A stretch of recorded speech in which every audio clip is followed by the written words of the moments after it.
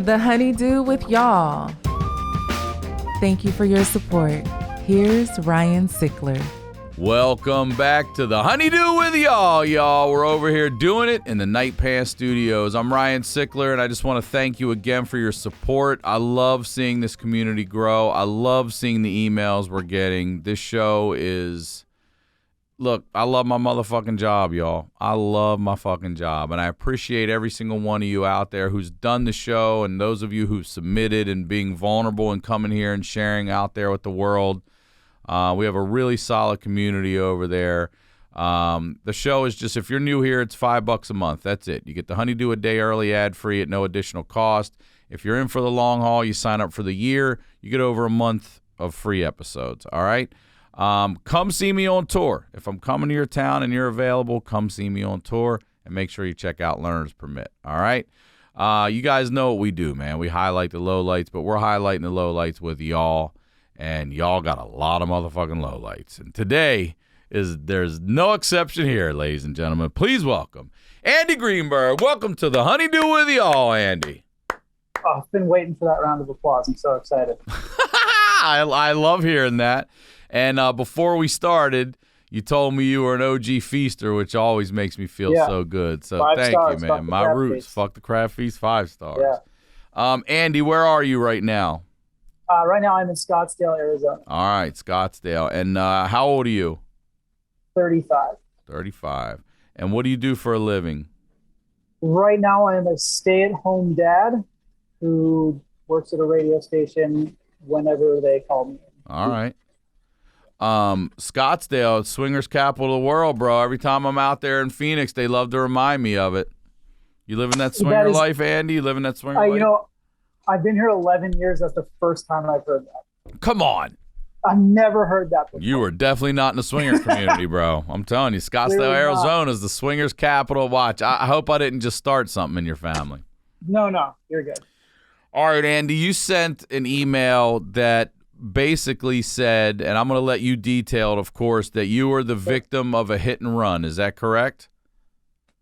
That is correct. But you were not in a vehicle. Is that right? Were you walking or on a bike? What happened? I was on my bicycle. So someone in a car hit you on a bike while you were on your bike? As far as I know, yes. Right. All right. So please tell us the story. How old were you when this happened? So September 2005, living in a fraternity house at the University of Arizona. My buddies and I went out for some tacos, came back from lunch. There was another fraternity next door having a party. There's a guy sitting up on the wall, and I convinced him to get me a beer. And eventually he tossed one over and took it upstairs into my room, stuck it in the fridge, thought, I'm going to save this for later. Sat down on my computer, and then nothing, and woke up in the hospital. That's the last thing you remember. The last thing I remember. I woke up in the hospital. Okay, because I have a last thing I remember moment, too, and that's what happened to me. I woke up in the hospital, too, and the last thing I remember was hearing, watch out for these guys. They look like trouble. None of that. I was like, oh. I mean, hey, so right you grab a beer in your mind, your mind's eye. You get this dude to toss you a beer over. Boom, I'm good to go. I'm going up to my room. I'm going to save that shit for later. Let me sit down at the computer, see what's up, and then the light switch is off for you. Hop on AOL Instant Messenger, and then nothing. And then you pop, the light turns back on, and you're in the hospital? Yeah, I'm on a gurney. I'm shirtless. I'm shoeless. Are they wheeling you, or are you already in a room? I was stationary. I was not in a room. I know that, but I was stationary. I don't know where I was. I'm assuming somewhere in the ER or close to it. Okay. Going, oh, what happened? What happened? And then a nurse just goes, I already told you what happened. She's yelling at you already. Yeah. You're already being a dick to him. Yeah. But I just go, no, I'm awake. What happened? She rolls her eyes and just goes, you got hit by a car on your bike. And then I was out again. So you got hit by a car on your bike, she says. But again, in your mind's eye, you never even got on a fucking bike. Like the last thing your brain can trace back was sitting down at that computer. That's right. Yeah. Okay. I have no idea what happened. No recollection of, I didn't get any messages. I'm going downstairs. I'm going to get my bike. Go here. Nothing.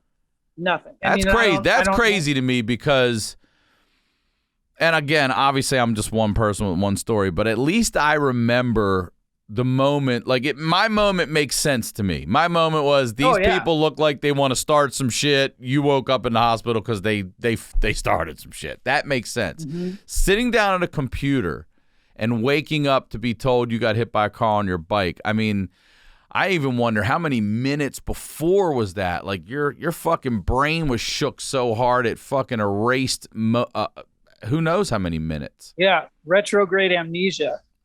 And right. I still don't know how much I'm fascinated by this, but that's fine. Okay, so she tells you hit by a bike and you black out again. You go out. Yeah, and then I woke up in the same spot, and the hospital chaplain is standing over me with a phone. And he had my parents on the phone. They were obviously very concerned, and they were ready to just book tickets to Tucson. They live up in Seattle. Now, when the chaplain comes, in my unfortunate experience, it's not usually a good thing. They're usually readying you for possible worst case scenario, asking you to go up to the fucking mass and light a candle, and throw a couple bucks in the collection plate. That might have been a just in case. Yeah. Or, it was the person closest to the phone. I really don't know. I told them I'll be fine. And then I was out again. And then I woke up in my room. My parents told me that when they got that call, they were in the car with my mom's brother and his wife, who was on a rant complaining about how cell phones are ruining our society. And we were just fine without them. And then they get a call that their son's in the hospital. Wow. How about that, bitch? Yeah. My son might be dead. Thanks for proving us right, son. Hope you do it. It's just what a wonderful coincidence that was. Yeah. I mean, unfortunately for you, some fucking lunatic runs you over on your bike just to prove this bitch wrong. Yeah. Yeah, that's chaos theory for you, right? How about that? My kids run over on a bike and I wouldn't even know. All right, hope you're good. So wait, did your parents come see you? I told them, I eventually talked to them later on, and I told them I was fine. And then my dad came down. Okay. My dad came down to go to a follow-up appointment with me a few days later. All right, so you're now in your room. Yeah, and I just kind of sitting in bed, just kind of trying to collect my thoughts and nothing was broken, which I thought was amazing, that blacked out. That's what I wanted to ask you. So again, from my experience here with this, mentally, I'm like, okay, they're putting the pieces together. They're telling me this is what happened. But physically, I haven't gotten up and looked at myself in a mirror yet. I didn't realize until I walked in a mirror that my fucking jaw had been broken and it was out to here. I was like, what? When you see your face and it doesn't look like your fucking face did the last time you saw your motherfucking face, it's startling. And I was like, whoa, what? I see this gash on my fucking head that I ended up taking my own stitches out because I was just done going to hospitals. I was like, fuck this. I learned how to just cut the knot and slide. It ain't no big deal. A little Neosporin. Fair, yeah. But any of that for you? Like they're telling you nothing's broken? Yeah. You don't even have a broken arm or anything? I couldn't believe that nothing was broken because I mean, when I was a kid, I hit a dog on my bike and fell off and broke a tooth and a finger. So, this time, not the case. Nurse came in and was like, hey, have you seen your face? No. That's what I'm talking about. So she tells you, go into the bathroom there and go look at your face. And I sent you a picture, so I know you have you can see it there. Kirsten said she got a picture. Yeah, so I've got a gash. I actually have it right here. I've got a gash on the side of my face. My college photo album. Made sure to keep the it's in the album. It's in the album. So here you go.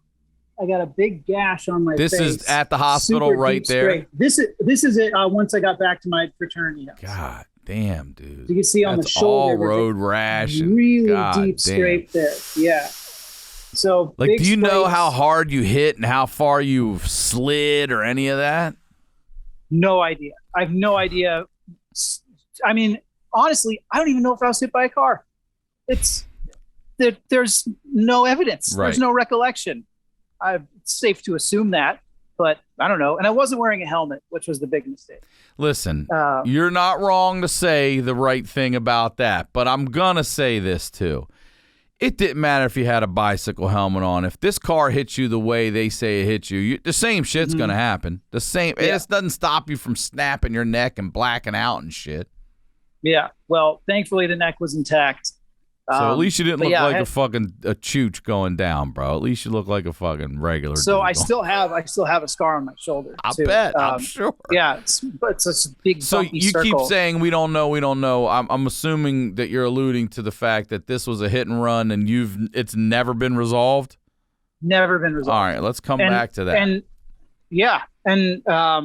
So you're now looking at your face, and this is what we just saw you see.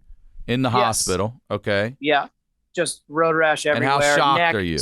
Hands, arms, knees, ankles, feet. Are you feeling it sandals. Yet, or they doped you up? I don't know.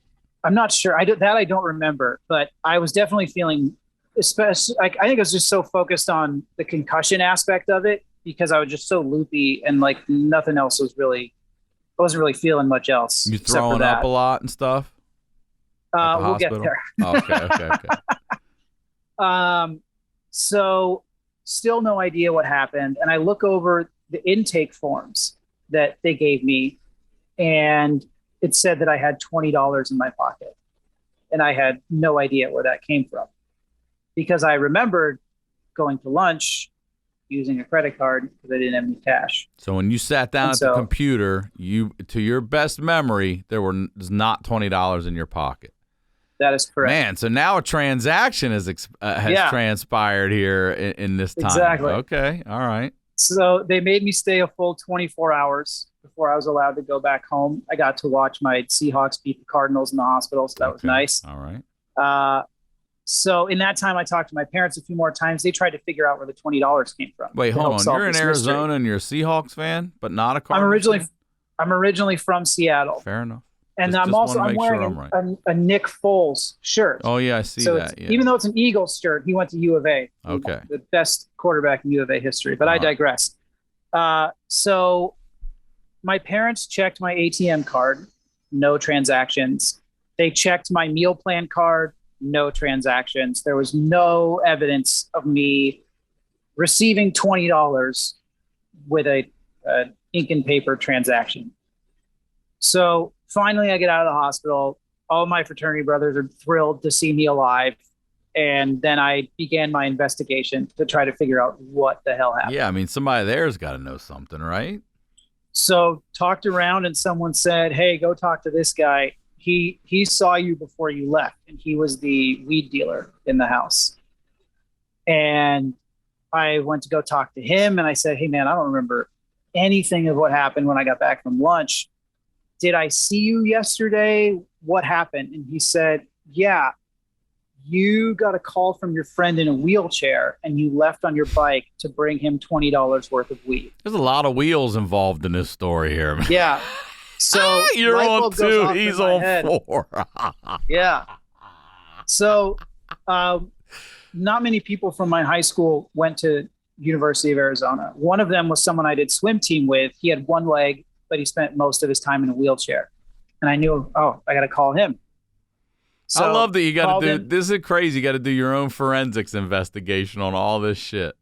Yeah, I was living my own like Party Boys novel or something like that. And outside of, I got to ask this, outside of whoever the person is that did this, that definitely knows they fucking hit you, there are no other witnesses, not frat, not neighborhood, not storefront, anything? As far as I know, no. However, there was someone who told me that someone I knew saw what happened. Okay. And this was years after college. And I had no idea.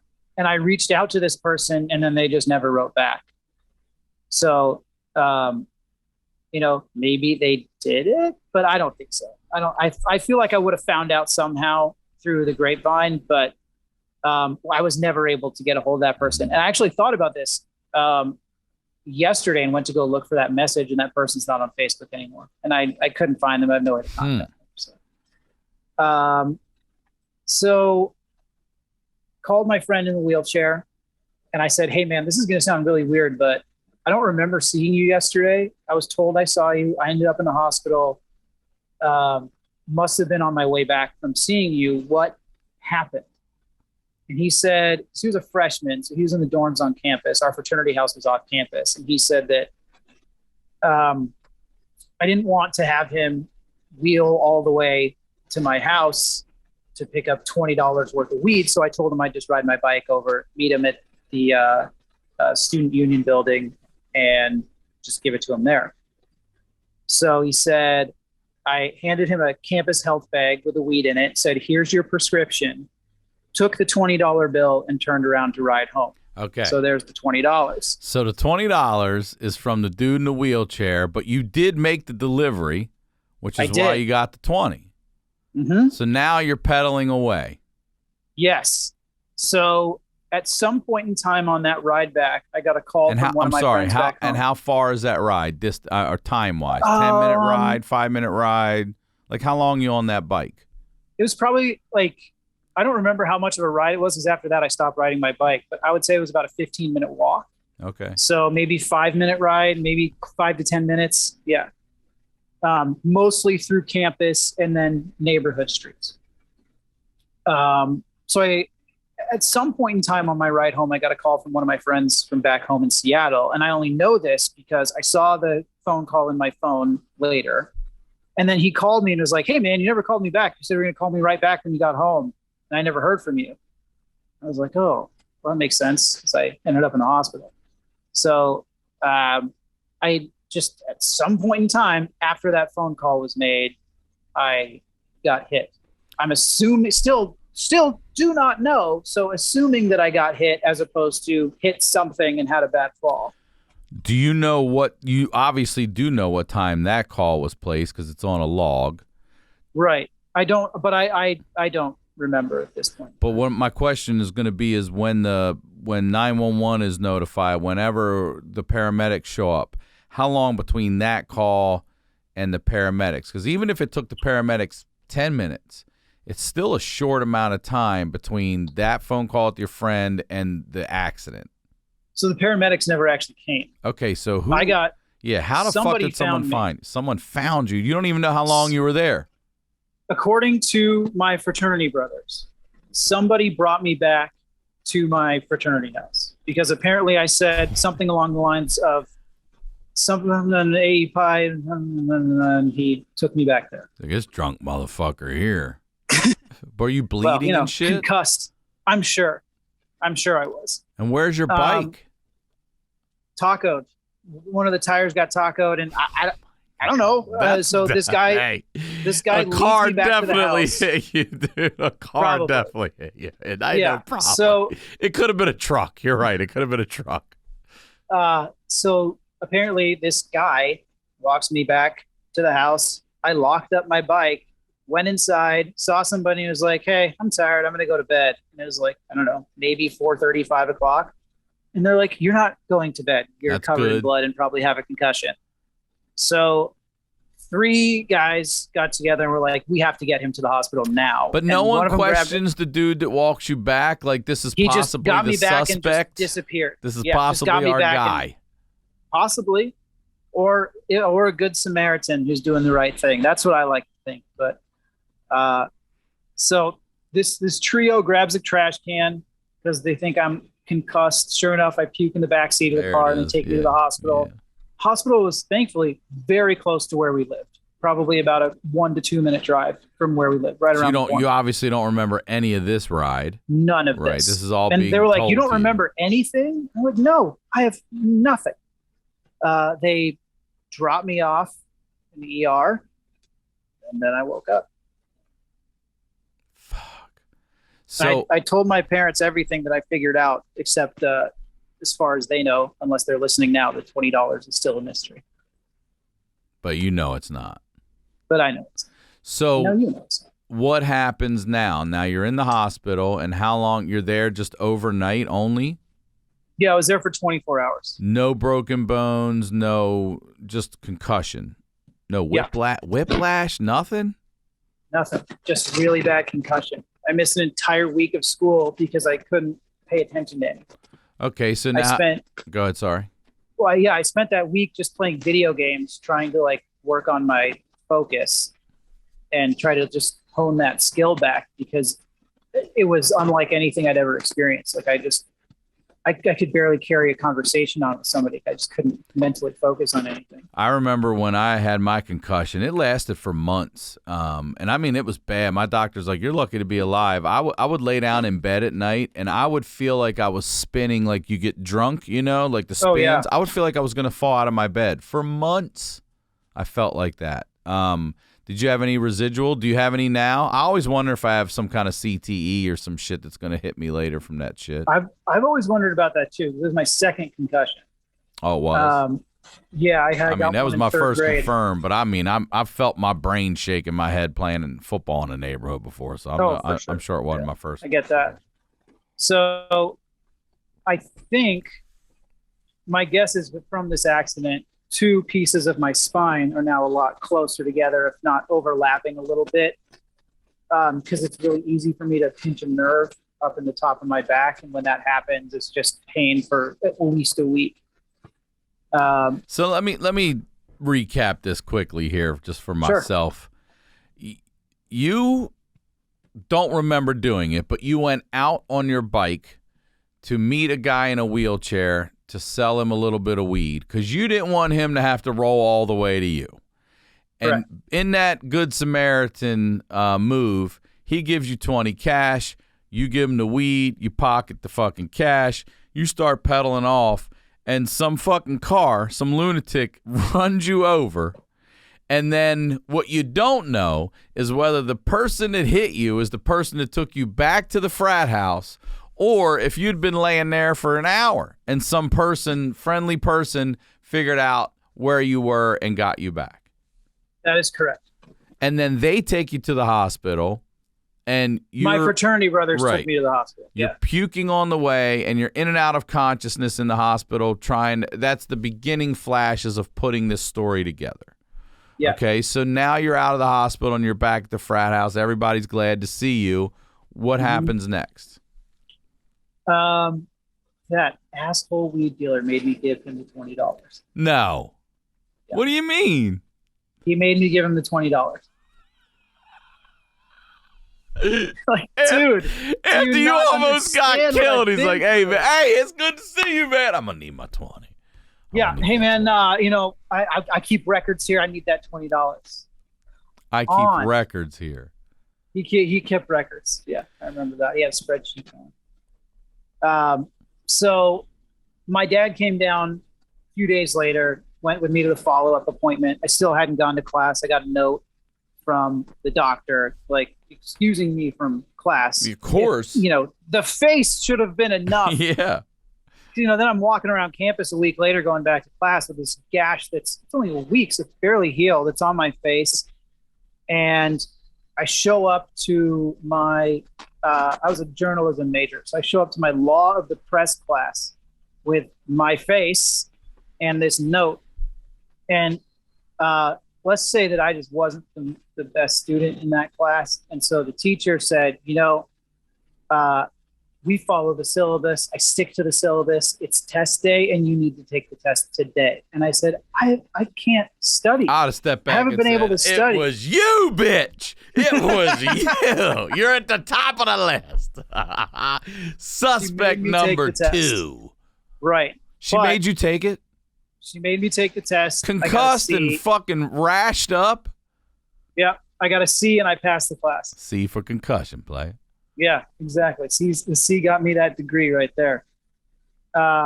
So I used to think, and just last night I scratched the surface of this in therapy, but I used to hope that the person that hit me thought I died because I wanted them to walk around and live with that guilt. And now I'm not so sure. It's been a long, long time. I still, hope that person feels very guilty about what they did. I know if I was in that position, I mean, I would never have run, but I would have. See, I feel for you because I'm with you on that. Like, there's a huge, like, oh, I hope you fucking think I died. I hope it eats you up inside. I hope it tortures you. I hope it twists you. And that's, listen, I'm not going to lie. I think there's a healthy percentage of that a person should feel and has a right to feel. You're fucking run over by somebody who left you for dead. And honestly, you could be dead. That could have been the last thing you could have remembered on this planet if you woke up somewhere else was I sat down at that computer and it was all over. You don't even remember the dude in the wheelchair or the 20 or any of that. So that you're right to, I think you're within your right to feel that way. Yeah. But also, I'm sure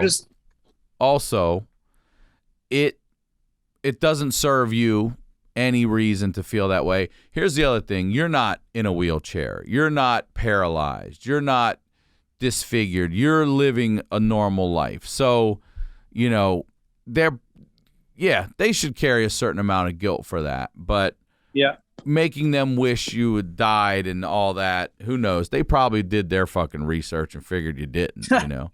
And it might be a little, and like you said, it might be this person might be a little closer in this story than you think. It's, you know, it very well could be the person that took you back to that frat house. It could have been. Who knows? And I'm sure that just by experiencing the heavy trauma, it affected me in some way, and that's what I'm hoping to get into with therapy now. So are you shifting from wanting this person now to hope you die to not caring so much about it anymore? Or are you getting past it now? I'm trying to get past that. I mean, over time, I've just kind of adjusted mentally to that and understood that, like, shit happens, and you know, it's not my problem. They think about it. It's not something that I should. You said something that's very important. That's right. Because the other real thing here, I believe, is that you said it in saying it. You said, well, I would have never left. That little throwaway that I would have never left already makes you different than this person who did leave. It already makes you different from this. So this person that would have left did leave. And maybe they don't give a fuck. That's the other thing of this. They might not ever even, there might be some time down the road like, oh yeah, I forgot about that. I did hit a guy on a bike one time, and you ain't even shit to them. You know what I mean? You ain't even shit to them. It could be that too. So it's trying to figure all that out will make you fucking mad. Just, you know, be lucky. You're lucky you're here. You really are. You know, absolutely. You know, getting hit by a car at 10 miles an hour can fucking kill you. You know? Yeah, just the fact that I woke up is huge. But you know, like I see stuff on TV where this hit and run trial and this compensation and it's just that always frustrates me to know that happened to me and I got nothing. Right. I got nothing to show for it but a scar on my shoulder. And your life and your story and the story and your story on the Honeydew with y'all, bro. Absolutely. That's what you got to show for it. You're here. Yeah. I mean, so what's your life worth then? Let's say. what I'm asking you. You see these people are getting money, 20,000, 40,000, 1.5. What's that number that your life is worth then? Oh man, I don't even know now. Exactly. Yeah, I can't put a number on that. Exactly. So what are you missing then? If you can't put a number on it, what are you missing? Nothing. Retribution. Your retribution is alive and well and telling your story and living in spite of that fucking shit. That's the fuck you. Yeah. Yeah. Best revenge is success. It's a good one. Yeah. You know, it's a good one. And who knows? Maybe one day down the road, that person will be like, it was me. And then you'll be like, okay, motherfucker, get on your bike, you know? Yeah, my turn. So you mentioned earlier, too, you did stop riding your bike. You never rode a bike again after that? I didn't ride a bike again in college. I just was a little too jittery about it. After I got home from college, Did I see a ring on your finger? Do you have kids? Married? You said you're a stay-home dad, right? Do you let your kids ride bikes? She has it's called a balance bike. So it's like a bike without pedals. Yeah. So I was able to work my way back up to riding my bike. So after I graduated college, I lived at home with my parents for about a year and started by just riding the bike up and down their lane and getting used to it again and getting more comfortable with it. And then I moved out to the Green Lake neighborhood in Seattle, and Green Lake itself has a 2.5 mile pedestrian path that goes around the entirety of the lake. And that path got me more and more comfortable being on my bike, because I still had to ride through the street for about 2 blocks to get to that path. And then once I was there, that was where I really built my confidence back up. And then since I moved to Arizona, I've been able to ride my bike with confidence. I mean, I know this was, and good for you for that. I know this was a while ago, but the truth is, it's not safe to ride out there. The amount of people texting on our roads while you're on a bike. I mean, shit, I live over here in LA, and they've got designated bike lanes, and people don't give a shit. They don't give it. It's a lane. It's got a bicycle on it. Like, this is for a bike, and they drive right in that fucking thing, you know? Yeah. Or they're texting and don't see you, or turning with their head up their fucking ass, or whatever it is. And then you got these people in these Lime scooters. They're hauling ass, and they just think. I tell my daughter all the time, don't ever fucking think they see you. Just assume everybody driving a car is blind, and just get the fuck out of their way. You just get out of their way. That's all. Live to give them the finger. Live to tell them to fuck off, you know. But you are lucky, dude. You're lucky. Yeah, I mean, now I if I'm ever on the street, I ride on the sidewalk. Even still, I just don't trust people, especially here. So, and did you start to do have you ever done any detective work to try to figure out who this person was? Have you nothing? Nothing. I mean, in the state where it was right after it all happened, I was just so jumbled and loopy, and it just, like I said, I could barely even focus on playing video games. So to undertake that kind of detective work, it just, I don't know. I didn't even think to go to the police station. I just figured nothing would come of it, because I've got this story. I've got no memory of it, but never tried anything. No one ever reached out except for that one person that said, "Hey, this person saw what happened," and then I just was never able to get in contact with them. So do you have any long-term effects right now? Have you suffered anything from it? Maybe the spine thing with the pinched nerve. Is that just an ongoing thing that you always deal with day to day? Yeah, I think so. And it just comes up at the dumbest times. Like the last time it happened, I was drying my head off with a towel, and it just pinched and pain for a week and a half. I'll stretch in bed and pinch pain for a week and a half. I had headache problems before this, and I still do. So I don't know how much of that is related and how much isn't. But other than that, not really anything. Maybe down the road I'll find that having 2 concussions didn't work out very well for me. I'm waiting to see. I mean, I still have a permanent bump right here from where my head was split open, and then he kicked my jaw and broke it. So now on this side, if I open far enough, I have TMJ, and that fucking thing clicks. And yeah, I've got the pop too. Yeah, and I never had that. My jaw was fine, and I don't. It's so funny because when I've told people it's not that I don't drink. I'm just not a drinker. And when I do drink, if I get a hangover, I don't get it in my head. I get it in my fucking jaw. This is what throbs when I wake up in the morning. Not my head, not all my head. It's this side of my face, the fucking fractured shit. You don't have any of that kind of stuff? I might prefer the jaw pain as opposed to the head pain. I don't know, man. It's just it's a fucking reminder of, hey, you drank way too much and got jumped, and this is what fucking happens. I'm like, oh yeah. Yeah, just the scars right now, as far as I know. Man, you're lucky. You are fucking lucky, dude. Yeah.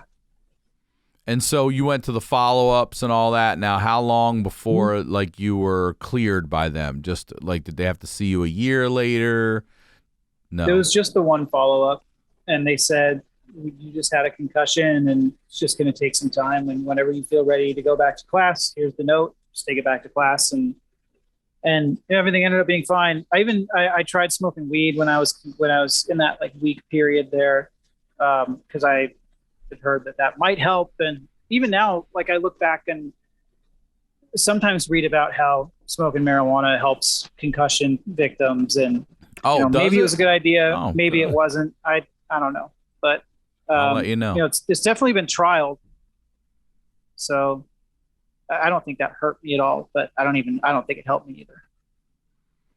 I mean, to be, you can be concussed and still up and walking around. You see these NFL players are still, we were fucking knocked out. There's a difference to be out. Down for the count. Yeah. Very much And so. I don't know how long I was out before I was back up.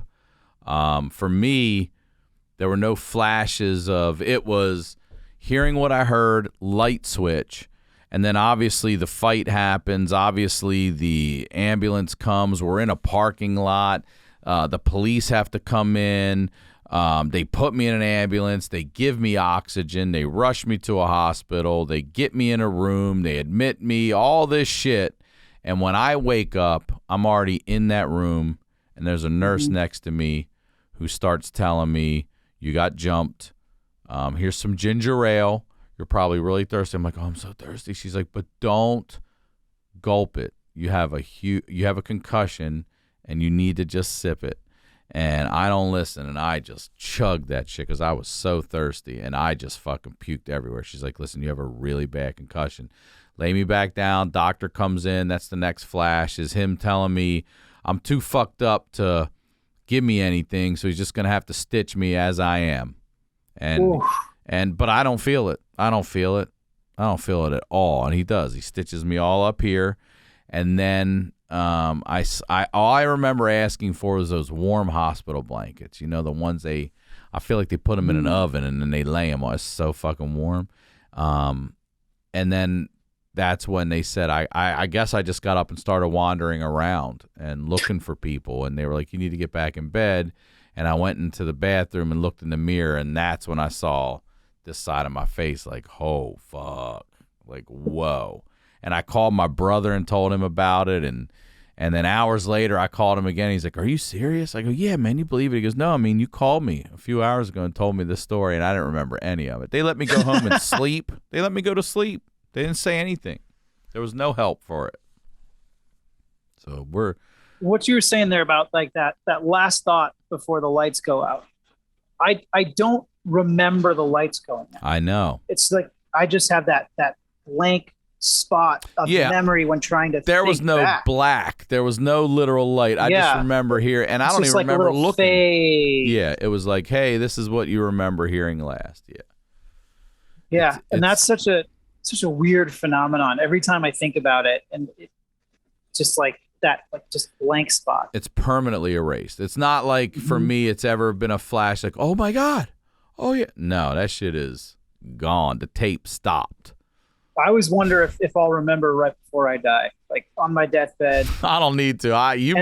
You should find out. I don't need to see this guy rip me out of a Jeep and beat the shit out of me. I'm good not seeing it. I just remember this. I did have a dream one time, and this was probably maybe 2 years after that. I was still in college. I had a dream.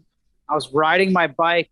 So in order to get from campus to our fraternity house, we went under the main street on an underpass, and then up that path through a parking garage, and then down the curb onto the street.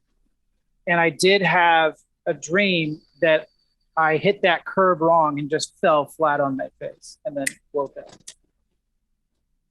Whoa. But that wouldn't explain the taco tire, because that's not going to happen. If you fucking, that's what I wanted to ask you. I don't either, but let me play devil's advocate. Let me play defense attorney. If you're fucking flying that fast, who knows how fast you were going? You hit that, because again, all they're going to do is say it was off the curb, so down like that, not into the curb. Not into the curb. It would have been down.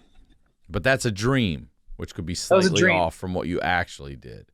So I'm saying, if you did hit that curb like this, that could taco your fucking tire. Yeah. No. Yeah. But I don't know, man. I always wondered if that was a piece of it, or if that was just like something I was always afraid would happen when I would ride over that curb. And the nurse that said you got hit by a car and all that, did you ever talk to her again and ask her more questions why she thought that? In my memory, she's just a voice. Like, I don't even know who. I just assumed it was a nurse. I really don't know also, who it was. she's a voice of experience too. So if she thinks True. you got hit by a car, I'm not saying she couldn't be wrong, but if you ain't the first one she's seen like this. You know what I mean? Yeah, like, oh, no, you got hit by a car, bro. Mm-hmm. And you weren't drunk or anything, huh? Well, as far as I know, no. Or high. But I'm asking because you had no injuries, and I wonder if you were, you know, you never saw it coming either, so I wonder if you were so relaxed. They say, like, the drunks in the car usually are better off, or even people who were asleep are better off because they don't tense up right before the moment. I always promised myself that I wouldn't ride my bike drunk or high because I knew that really upped my risk of injury. Yeah. And I don't know if I was or wasn't. I'm going to assume that I wasn't because I was very staunch with that. And I'd been at school for over a month at that point and had been riding my bike around. And even on the weekends, I was like, there's no way I'm only riding sober. Another just minor detail that I just remembered is when I recovered my iPod, it did have a Kanye song on it. What was it? So I was listening to Kanye. I don't remember what song it was, but it was from his first album. That's what I ask a lot of people, like, what song were you listening to and you almost died? That would have been what you went out to. You don't remember the song? My favorite song off that album is We Don't Care, so it could have been that. Mm-hmm. But it was something from College Dropout. Okay. Yeah. Man, you're really lucky, Andy. You're definitely fucking lucky. I'm sorry you never found out who did that to you. Yeah. That's what therapy's for. Getting past that. What are you trying to get past? I just kind of want to open that up and see how that experience has affected my personality throughout my adult life and just learn more about what that's done to me. Have you noticed anything or learned anything yet? So I spent about 10 minutes last night talking about it with my therapist. For the first time ever? Is the first time for the first time ever? Okay, yeah, okay. So you're just bringing this up now in therapy. Yeah, because we're dealing with a lot of family stuff right now, health stuff. So it's been a difficult month for us. So finally getting like past that point, at least in therapy, to start opening up about some other stuff, and coming on here made me think a lot about, you know, what is it about that experience that has affected me? How can I help myself get through it and over it? Because it's still something I always think about. And it's a story that sometimes I enjoy telling, but it was traumatic. Yeah. Fuck yeah. And I just want to know what about that. Are you still angry about it, bitter about it, resentment about that toward that person, or how they could do this to you? Like, what is it that you struggle with? I don't feel like how could this be me? Because I don't feel like it was a targeted thing that happened, and it could have happened to anybody. There's so many people. I'm sure it happened to other people all the time around campus. Yeah, for sure. And I think it's just frustrating that I don't know, frustrating that I can't get closure, and just frustrated that nothing came of it in terms of any reaction. Like there was no hunt for the person. Partially my fault. I never went to the police about it, but it's just, it's always just in my mind. It's been a frustrating event that I'm still trying to like wrap my head around the long-term effects, mentally, especially. You want your due. Yeah. I get it.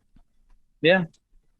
Yeah. I mean, I had a friend die on a motorcycle a few years ago, and every time I hear about these, celebrity major crash on their motorcycle and they walked away without a bruise, it's like, damn, didn't happen to my friend. Right. But guess who it did happen to? Happened to me. That happened to you, dude. Yeah. I'm telling you, no amount of money that you would get from this settlement. I'll tell you this. This is another thing I've learned from life. Whatever the fuck it would have been, let's say 50 grand, 100, whatever it would have been, that money's going to come to you in this lifetime. It's going to come a different way, but it's going to come to you. You're not going to end up losing out on that. It will come back. Yeah. It definitely will come back. And the fact that you have your life is way better than any fucking check, because I used to think this all the time. There's this guy out here, Larry Parker. People, they would do these commercials, but they'd shoot him real tight, like you and I look now, you know, like Larry Parker got me $5 million. But what you don't know is if that dude's fucking legless and he's in a wheelchair or has to piss in a bag or shit in a bag or has to have somebody come help him do any, you know what I mean? Like you have your health. It's invaluable. So you're good, brother. You're good. And plus you came on the Honeydew and you got to share your fucking story with us. Absolutely. Well, thank you, Andy. I appreciate you doing that. It's obviously a sensitive thing for you, and rightfully so. So thank you for your time and patience in telling that story, man. Of course. Thank you so much for having me. You got it, brother. And thanks for the feaster love, too, going all the way back to the first days. And thank you, guys. I know this isn't easy. I know there's some of you that might even be on the fence about should I, shouldn't I. Hey, I get it. But for those of you who do want to, or know someone that has that story that has to be heard, please submit it to honeydewpodcast@gmail.com. Hopefully we get to do an episode together. Again, it's $5 a month. You get the Honeydew a day early ad-free. Sign up for a year. You get over a month of free episodes. All right? Check out the website. Come see me on the Night Pants Nation tour. And make sure you're checking out Learners Permit. I will talk to you all next week.